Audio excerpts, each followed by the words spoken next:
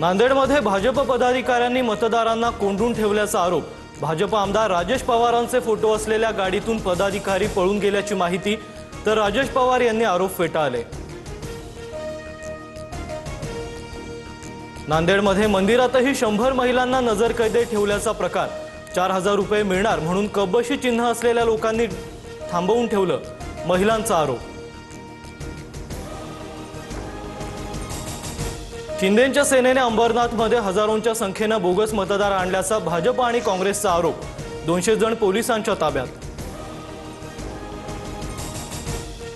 नाशिकच्या सिन्नरमधील प्रभाग क्रमांक 2 मतदार केंद्रावर बोगस मतदार पकडले। बनावट आधार कार्ड बनवून मतदान करण्याचा प्रयत्न। बोगस मतदार पोलिसांच्या ताब्यात। अहिल्यानगरच्या कोपरगावमध्ये मतदान केंद्रावर गोंधळ। भाजप आणि राष्ट्रवादीच्या उमेदवारांमध्ये बाचाबाची। पोलिसांनी हस्तक्षेप करत दोन्ही गटांना मतदान केंद्रापासून दूर नेलं। अंबरनाथमध्ये भाजपकडून पैसे वाटप सुरू असल्याचा शिंदेंच्या शिवसेनेचा आरोप। आरोपानंतर परिसरात काही काळ तणावाचं वातावरण। कार्यकर्त्यांना पांगवण्यासाठी पोलिसांकडून सौम्य लाठीचार्ज।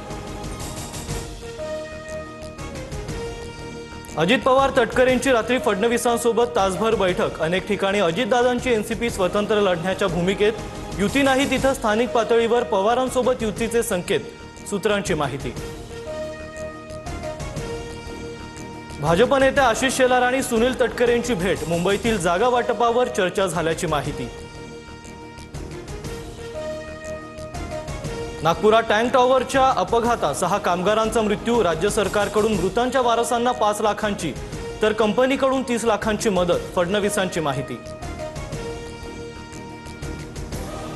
ठाणे पालिकेत भाजपची शिवसेनेकडे 131 पैकी 48 जागांची मागणी। भाजपनं मागितलेल्या जागांपैकी अनेक जागा सेनेच्या उमेदवारांच्या, तर शिवसेनेकडूनही भाजपच्या सिटिंग नगरसेवकांच्या जागांची मागणी। ठाकरेंच्या बालेकिल्ल्यात भाजपची स्ट्रॅटेजी। लालबाग, परळ, दादरसह माहीम, भायखळा